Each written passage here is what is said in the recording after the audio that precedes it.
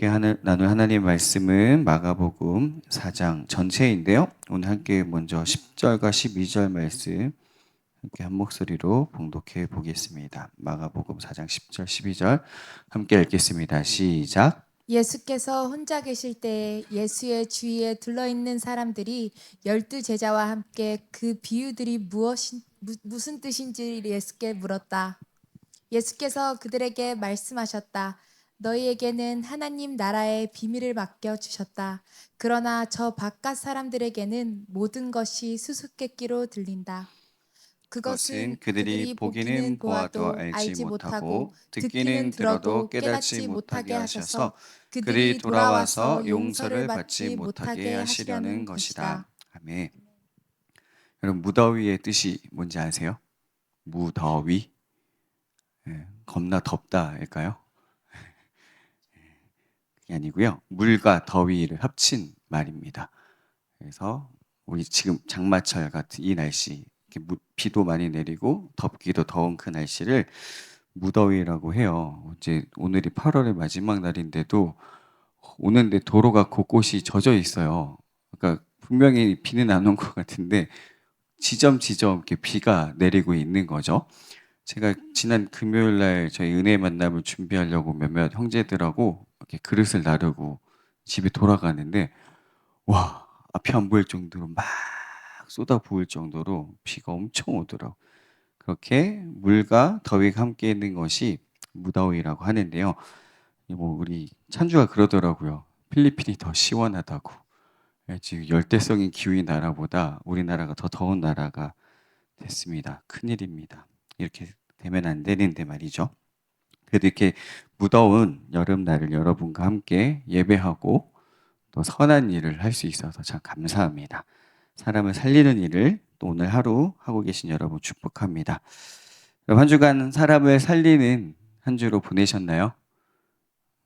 아니신가요? 우리 어제 팀 멤버분들 참 너무너무 많이 수고하셨는데요.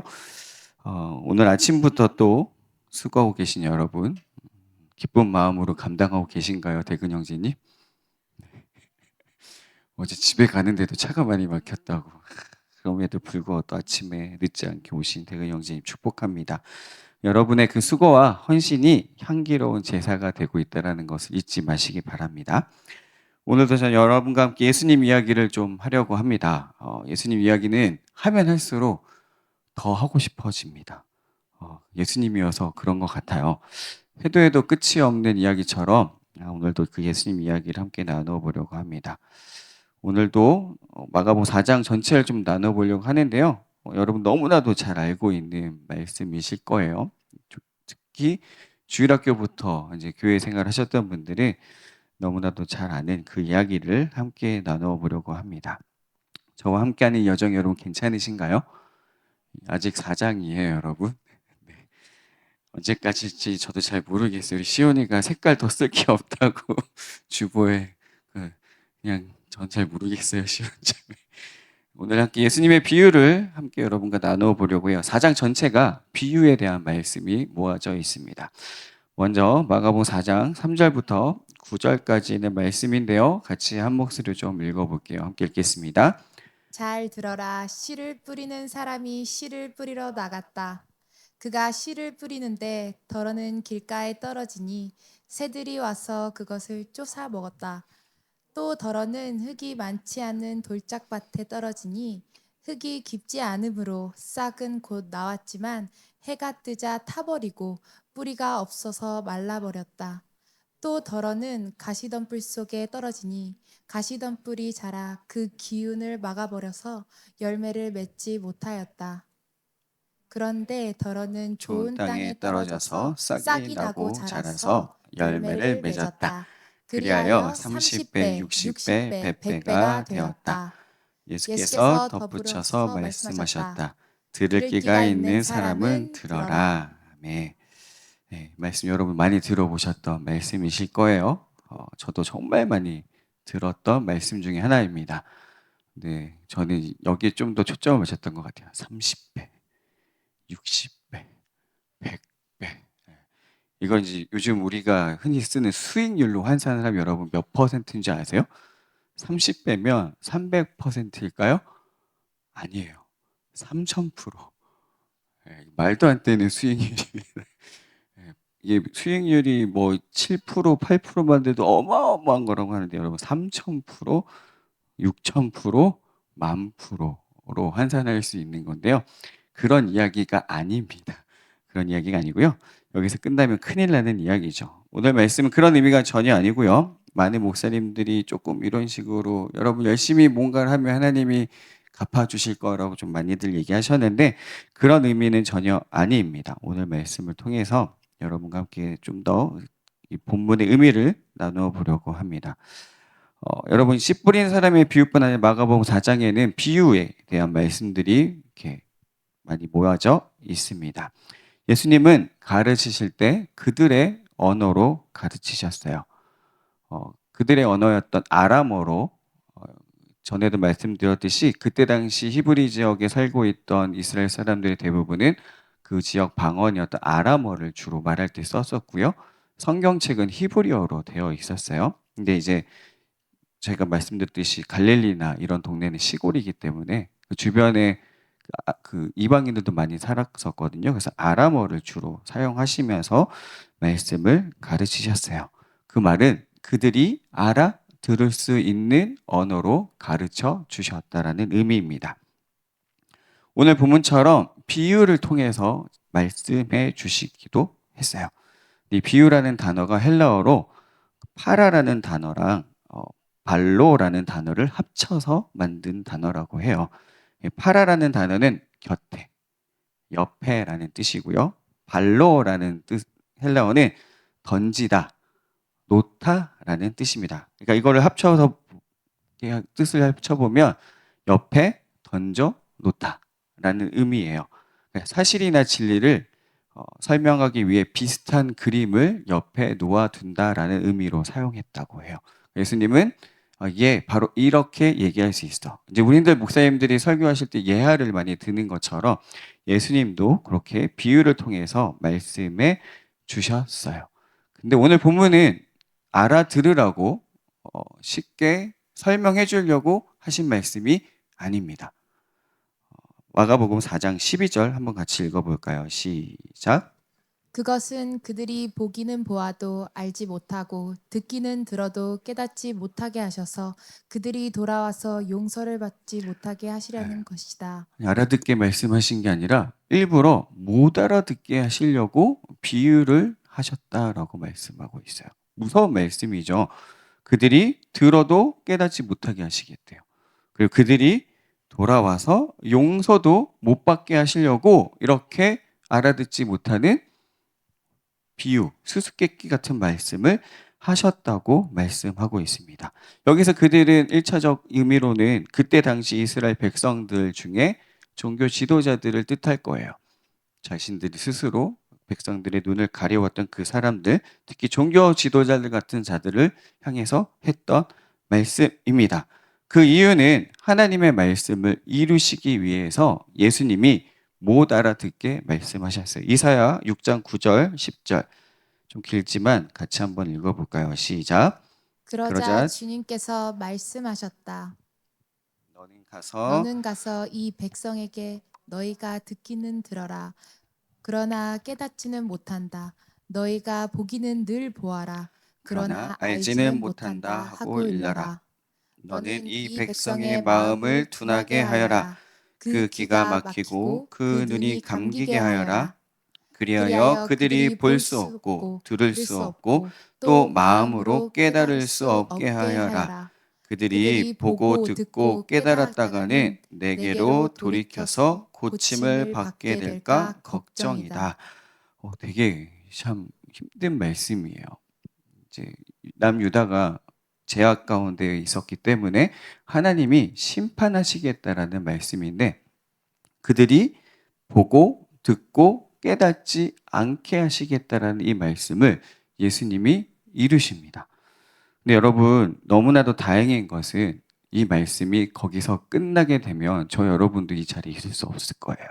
심판으로만 그치지 않게 하셨어요. 이사야 6장의 말씀도 하나님 어느 때까지니까 라고 했을 때 거룩한 씨앗들이 남겨질 거야.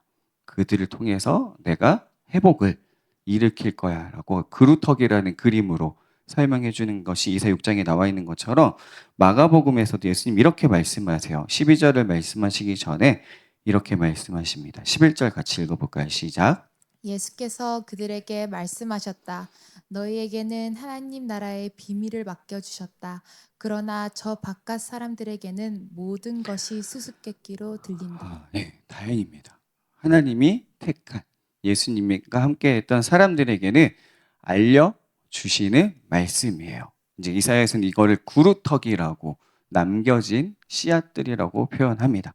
예수님은 그들에게 비유의 의미를 설명해 주세요. 아까 우리가 읽었던 씨 뿌리는 비유에 대해서 이렇게 설명해 주십니다. 마가복음 4장 14절 20절 같이 한번 읽어볼까요? 시작. 씨를 뿌리는 사람은 말씀을 뿌리는 것이다. 길가에 뿌려지는 것들이란 이런 사람들이다. 그들에게 말씀이 뿌려질 때 그들이 말씀을 듣기는 하지만 곧바로 사탄이 와서 그들에게 뿌려진 그 말씀을 빼앗아 간다. 돌짝밭에 뿌려지는 것들이란 이런 사람들이다. 그들은 말씀을 들으면 곧 기쁘게 받아들이기는 하지만 그들 속에 뿌리가 없어서 오래가지 못하고 그 말씀 때문에 환난이나 박해가 일어나면 곧 걸려 넘어진다. 가시덤불 속에 뿌려지는 것들이란 달리 이런 사람들을 가리키는데 그들은 말씀을 듣기는 하지만 세상의 염려와 재물의 유혹과 그 밖에 다른 일에 욕심이 들어와 말씀을 막아서 열매를 맺지 못한다. 좋은 땅에 뿌려지는 것들이란 이런 사람들이다. 그들은 말씀을 듣고 받아들여서 30배, 60배, 100배의 열매를 맺는다. 아멘. 여러분도 다 알고 있는 말씀의 내용이죠. 그러면 이제 나는 열매 맺는 좋은 땅이 돼야지라고 여러분 생각하고 계신가요? 근데 여러분, 이 말씀에서 더 중요한 지점이 있어요. 그건 바로 씨가 뿌려진다는 것에 있습니다. 당시 유대 농경사회는 우리나라가 지금 농사를 짓는 것처럼 모종으로 심거나 이러지 않았어요. 모종이 뭔지 아시나요, 여러분? 씨앗을 이렇게 발화를 시켜서 어느 정도 키우고 땅에 옮겨 심는 것을 이제 모종으로 옮겨 심는다고 얘기하는데 그때는 그냥 씨를 먼저 뿌려요. 그냥 막 뿌려요.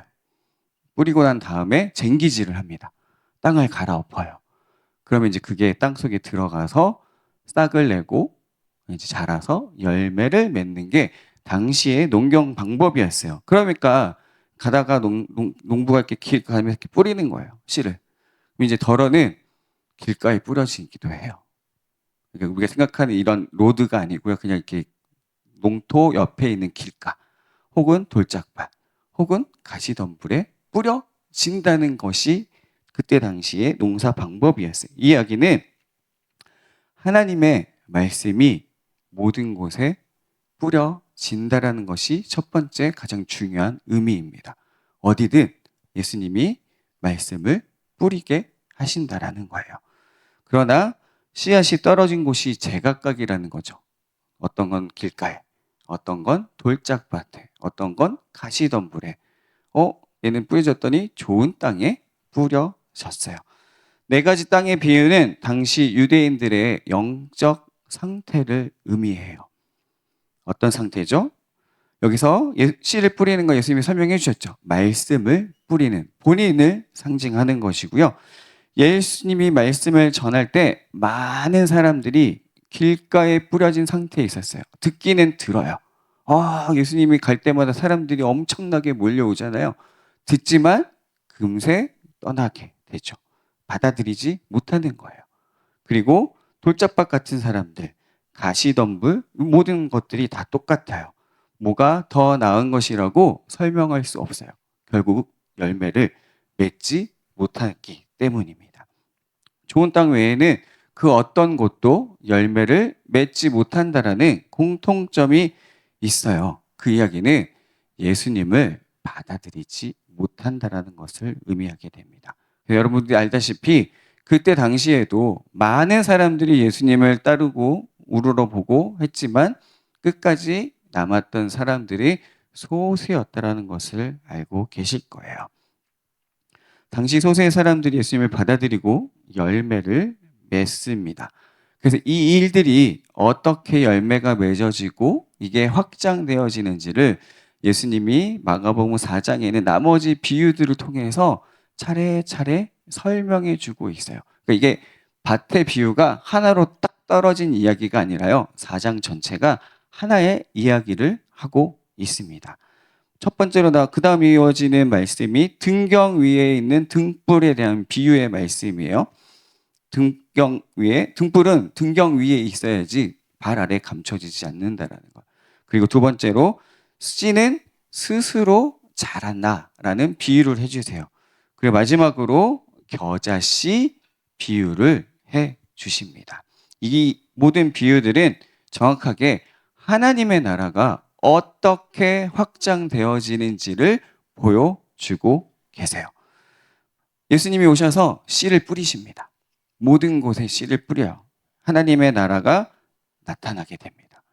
이 하나님의 나라는 감출 수 없어요. 그래서 드러나게 돼 있어요. 아무리 감추려고 해도 그 등경 위에 있는 등불처럼 드러날 수밖에 없다라는 것을 말씀하고 있습니다. 근데 이 하나님의 나라는 너무나도 신기하게 스스로 저절로 자라나요. 내가 뭘 해서가 아니라 씨앗이 밤새 자고 일어났더니 자라났던 것처럼 하나님의 나라는 자라나고 된다는 것을 말씀하고 있습니다. 그것이 결국 어디까지 자라나게 되냐면 겨자씨가 나무가 되어져서 많은 새들이 깃들일 만큼 커진다라는 것을 비유를 통해서 설명해 주고 있어요. 여러분, 세상이 교회를 바라보고 실망하고 또 몇몇 소수 기독교인이라고 불려지는 사람들 때문에 예수님이 욕을 먹는 것 같고 교회가 욕을 먹는 것 같지만 진리는 감추어질 수 없습니다. 우리가 아무리 세상에서 얘기해도 뭘 해도 진리는 드러나게 되어 있어요. 하나님의 나라는 우리가 열심히 뭘 해서 확장되는 것이라고 착각하고 있지만 그렇지 않아요. 씨가 스스로 자라나듯 하나님의 나라는 우리의 어담으로 확장되어지는 것이 아니에요. 이것이 의미하는 것은 하나님이 직접 이 일을 하신다라는 것을 의미하고 있어요. 여기 계신 분 중에 우리 건지사님은 농사를 지어 보셨을 것 같아요. 그죠? 안 지어 보셨나요? 아, 그럼 그냥 거 근처에만 사시는군요. 여러분 혹시 농사 지어 보셨나요? 여기 혹시 나는 텃밭이라도 갖고 봤다. 1년 동안 키워봤어요? 심어보고 물도 줘보고 퇴비도 줘봤어요? 아, 그렇군요. 저도 1년가량 텃밭을 가꿔 본 적이 있어요. 그러면 뭘 가장 먼저 해야 되냐면요. 이제 봄이 되기 전에 쟁기를 들고 땅을 갈아엎어야 돼요. 곡괭이질을 합니다. 쟁기질을 해요. 이제 땅이 넓으면 이제 트랙터 가지고 갈아보면 되지만 텃밭이니까 곡괭이질을 막 해요. 이제 묵은 땅이죠. 오래된 땅이에요. 단단한 땅을 막 갈아엎어요. 거기다가 퇴비도 뿌려줘요. 그리고는 상추 모종을 심습니다. 근데 여러분 이제 퇴비를 너무 많이 주면 타 죽어요. 그래서 이게 굉장히 중요합니다. 퇴비도 적당히 줘야 되고 물도 적당히 줘야 돼요. 너무 많이 물을 먹으면 이 병들어요. 어쨌든 이제 가장 처음 심는 게 상추 모종을 심을 수 있어요. 텃밭에서. 그리고 고추도 심고요. 오이도 심습니다. 물을 주면 신기하게 여러분. 진짜 저는 진짜 물만 줬거든요. 그 심기만 했잖아요. 자라나요. 상추는 미친 듯이 자라나요. 뜯어도 계속 자라나요. 여름 내내 질리도록 이제 상추 쌈을 먹어야 되는 게 텃밭의 매력이에요. 저절로 자라게 되고요. 이제 여름이 끝날 때쯤 되면 이제 더 이상 상추를 할 필요가 없어요. 이제 뽑아요. 다 뽑아요. 이제 봄에 심었던 것들을 다 뽑아냅니다. 열매를 다 걷었으니까 뽑으면 다시 또 한번 갈아엎어요. 밭을. 근데 여러분 너무 신기한 게 제가 앞에 먼저 밭을 갈아엎었잖아요. 근데 또 돌이 나와요. 계속 돌이 나오고 신기해요. 이게 흙이 굳은 게 아니라요. 진짜 돌덩어리들이 어디선가 이렇게 또 이렇게 자라는지 희한하게 돌덩어리가 있어 또 그걸 걷어내요. 그리고 나서 뭐 할까요, 여러분? 마지막 하이라이트가 배추를 심는 거예요. 예. 여러분 이제 밭에 보면 비닐을 이렇게 씌워 놓잖아요, 밭에. 왜 심는지 아세요, 여러분? 우리 은선자매는 어떻게 알고 있어요? 저는 몰랐어요. 왜 비닐을 씌우지? 그래서 구멍만 내요. 거기다가 배추 모종을 심어요. 뭐 고추 모종을 심든 비닐을 덮고. 그 이유가 잡초 자라지 말라고. 예. 풀 맨다고 하잖아요. 풀 매는 게 이제 잡초를 뽑는 거를 풀 매는 거라고 하거든요. 잡초 자라지 말라고 비닐을 깔아요. 근데 저는 또 이제 자연을 사랑하니까 나는 풀을 맬 거야 하고 이제 배추를 심어요. 그러면 이제 또 물을 줍니다. 그리고 냅둬요. 그렇게 신경 많이 안 썼어요. 그런데도 잘 자라요. 그리고 이제 10월 말, 10월 중순부터 11월까지 김장철이거든요. 그때 배추를 걷어드립니다. 근데 정말 제가 앞서 얘기했듯이 물을 주기만 했는데 알아서 자라요.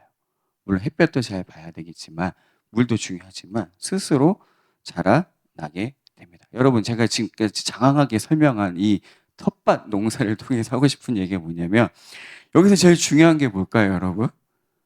제일 중요한 거 날씨예요. 예.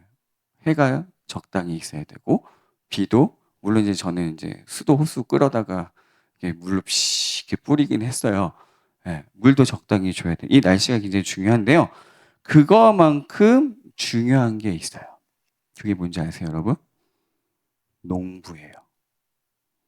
텃밭도 이게 자주 간 텃밭과 내버려둔 텃밭은 상상을 초월할 만큼 비교가 될 만큼 차이가 나요. 열매의 질이 차이가 나요. 이제 저희가 있던 교회에서 텃밭을 분양해서 운영을 했었는데 자주 오시는 분의 텃밭은 풍성해요. 수박도 열리고 하여튼 뭐 별게 다 열렸어요. 근데 심어놓고 내팽겨친 밭은 잘 열리지 않았어요. 배추도 마찬가지였어요. 계속 와서 물 주고 이렇게 쓰다듬어 주고는 아니지 어쨌든 관심 가져주면 배추가 알이 꽉 차요. 근데 그냥 내버려 두면 비어 있는 배추가 자라게 됩니다. 여러분 농부가 너무너무 중요해요. 밭을 갈아엎는 사람 그리고 물을 주는 사람 심어 주는 사람. 여러분 저 여러분은 밭이에요. 우리는 밭이에요. 돌짝밭인 사람일 수 있을 거고 가시덤불이 있는 밭일 수도 있고 좋은 땅인 사람도 있겠지만 결국 우리는 밭이라는 겁니다. 그렇다면 여러분 우리를 열매 맺게 하시는 분 누구예요? 농부인 주님이세요. 하나님이 우리를 열매 맺게 하시는 분이라는 겁니다. 우리가 농부 아니에요. 착각하실 수도 있어요. 우리가 가끔 착각하거든요. 내가 농부인 것처럼 뭘 하려고 착각하기도 해요. 근데 여러분, 내가 아니고요. 삼위 하나님이 우리의 농부 되어주세요. 삼위 하나님이 우리의 밭을 갈아엎어 주시는 분이라는 겁니다. 여러분, 우리가 아무리 다짐을 하고 결단을 해도 결국 내 마음의 이 밭이 좋은 땅이 되려면 농부의 쟁기질이 필요해요. 갈아엎는 게 필요해요. 에스겔서 36장 25절, 27절까지의 말씀입니다. 한번 같이 읽어볼까요? 시작. 그리고 내가 너희에게 맑은 물을 뿌려서 너희를 정결하게 하며 너희의 온갖 더러움과 너희가 우상들을 섬긴 모든 더러움을 깨끗하게 씻어주며 너희에게 새로운 마음을 주고 너희 속에 새로운 영을 넣어주며 너희 몸에서 돌같이 굳은 마음을 없애고 살갗처럼 부드러운 마음을 주며 너희 속에 내 영을 두어 너희가 나의 모든 율례대로 행동하게 하겠다. 그러면 너희가 내 모든 규례를 지키고 실천할 것이다. 아멘. 우리의 결단도 필요하지만 더 중요한 건 하나님의 일하심입니다. 그분의 은혜가 내 땅을 변화시키고 열매 맺게 해주세요. 여러분, 우리가 수련회 때 함께 나눴던 말씀 중에 성령 충만해라 충만하라고 했잖아요. 명령형이라고 했죠. 예, 날마다 성령 충만해야 된다라고 말씀했어요. 그러나 그 충만함조차도 성령님이 우리 안에서 일하실 때 가능합니다. 너무 감사한 건 이 예언의 말씀들이 에스겔서의 이 예언의 말씀이 이미 우리 가운데 성취되어진 시대에 우리가 살아가고 있다는 거예요. 그래서 우리가 성령님을 인정하고 그분을 의지하면 그분이 일하실 수 있어요. 나의 영적 상태를 점검하는 것도 필요해요. 내가 길가인가? 나는 돌짝밭인가? 나는 가시덤불인가? 라는 것을 점검하는 것도 필요하지만 더 중요한 것, 내 밭을 갈아엎으시는 주님께 우리의 소망을 둬야 합니다. 나를 변화시키는 것, 나의 땅을 기경하시는 그분을 바라보는 것이 가장 중요합니다. 앞서 얘기했듯이 세 중의 땅은 길가, 돌짝밭, 가시덤불은 당시 이스라엘 백성들의 영적 상황이라고 말씀드렸어요. 그렇다면 저 여러분 지금 얼마나 감사한 상황인가요? 저와 여러분에게는 이 비유의 말씀이 가리워져 있지 않고 깨닫지 못하는 말씀이 아니라 깨달을 수 있는 말씀으로 주어졌다라는 거예요. 그래서 예수님을 믿는 것 자체가 얼마나 큰 은혜인지 모릅니다. 그래서 여러분, 그분을 거절하지 않고 무시하지 않고 그분을 나의 주인으로 받아들이고 있다는 그 사실 자체가 엄청난 일이라는 거예요. 씨를 뿌리시는 예수님이 그 씨를 받아 열매 맺은 제자들로 인해 하나님의 나라가 등경 위에 나타났어요. 예수님이 제자들에게 씨를 뿌리셨고 그 제자들을 통해 하나님의 나라가 드러났어요. 그때 당시 종교 지도자들이 어떻게 해서든지 그걸 막아내려고 하잖아요. 예수님이 부활하신 사건도 막으려고 하고 그들이 전하는 복음의 능력이 나타나니까 복음도 못 전하게 하고 막 애를 썼지만 결국 어떻게 됐어요? 드러났어요. 만천하에 선포되어지고 그것이 어떻게 돼요? 스스로 자라나고 어디까지 가요? 전 세계. 지금 우리와 여러분이 이 동방의 조그만한 나라에서도 예수 그리스도의 복음을 듣는 데까지 이르게 되었습니다. 결국 겨자씨 같은 작은 씨에서 시작한 그 복음이 온 열방을 하나님을 아는 사람들로 채워가고 있다라는 사실을 마가복음 4장에서는 말씀하고 있어요. 예배팀 나와주실까요? 사랑하는 여러분, 우리의 영적 상태가 길가일 수 있고요. 돌짝밭일 수 있어요. 가시 덤불일 수도 있어요. 근데 여러분, 너무 그 상황과 상태에 대해서만 집중하지 마세요.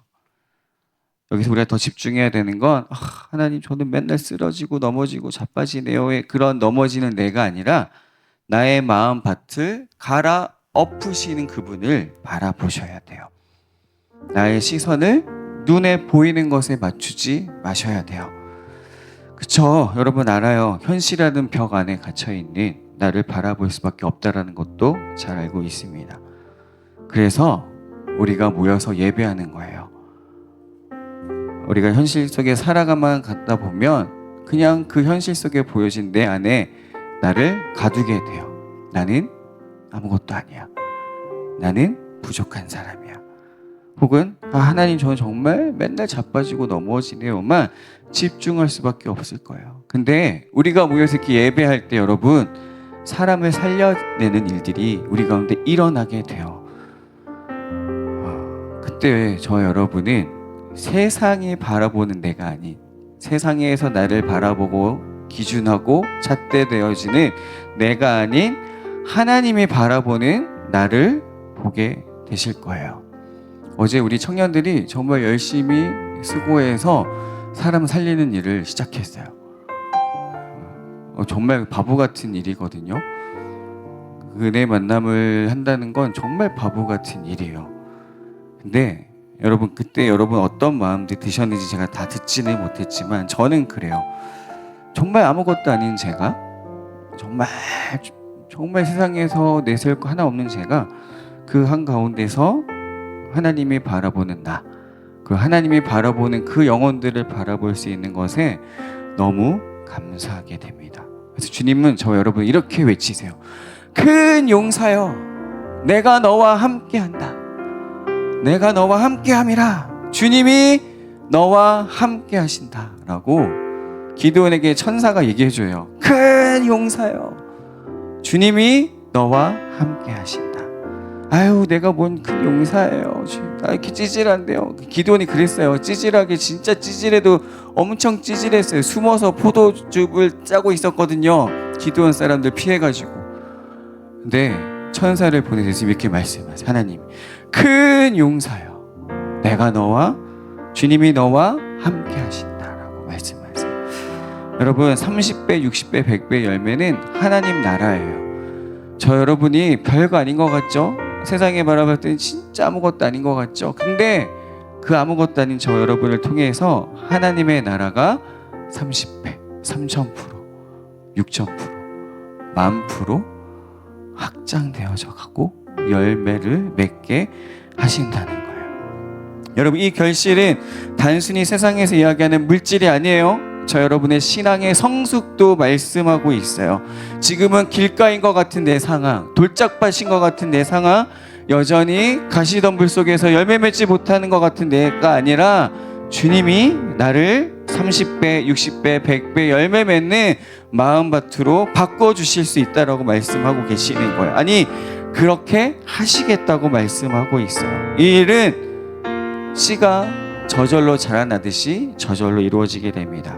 어떻게요? 저 여러분이 그분 안에 머물러 있을 때 말이죠. 우리가 수련회 때 외치고 기도했던 것처럼 성령 하나님을 인정하고 그분으로 충만할 때 저 여러분 가운데 이런 일들이 일어나게 됩니다. 우리의 농부 되신 주님이 저 여러분의 마음의 땅을 기경하고 계세요. 그리고 저 여러분을 열매 맺게 하실 거예요. 우리 마지막으로 마가복음 4장 39절 41절 함께 한번 읽어볼까요? 시작. 예수께서 일어나 바람을 꾸짖으시고 바다더러 고요하고 잠잠하여라 하고 말씀하시니 바람이 그치고 아주 고요해졌다. 예수께서 그들에게 말씀하셨다. 왜들 무서워하느냐? 아직도 믿음이 없느냐? 그들은 큰 두려움에 사로잡혀서 서로 말하였다. 이분이 누구이기에 바람과 바다까지도 그에게 복종하는가? 하나님 나라가 겨자씨에서 새가 깃드는 나무가 될 건데 여전히 제자들은 두려워 떨고 있어요. 우리의 삶 앞에 다가오고 있는 바람과 파도 때문에, 풍랑 때문에 두려워 떨고 있어요. 우리가 살아가다 보면 여러분 그 풍랑 만날 거예요. 우리의 마음이 고요하지 못하게 하고 힘들게 하는 그 상황들이 저 여러분 가운데 다가올 거예요. 그때 여러분 기억하세요. 바람과 바다를 잠잠케 하시는 그분, 저 여러분을 열매 맺게 하시는 그분을 기억하십시오. 이 말씀은 그 의미예요. 나중에 제자들이 말씀이 기억났을 거예요. 그렇구나, 내가 여전히 비굴하고 쫄아있고 한 이런 나에게 바람과 바다도 잠잠케 하시는 그 예수님이 나의 주님이시구나. 내가 그분을 믿고 나아가면 되는구나. 여러분, 그분이 저 여러분과 함께 하십니다. 그러니까 여러분, 두려움이 아닌 믿음으로 오늘을 살아내 봅시다. 이렇게 저 여러분이 이끌어 가실 주님을 기대하며 이렇게 찬양하며 기도하며 나아가십시다.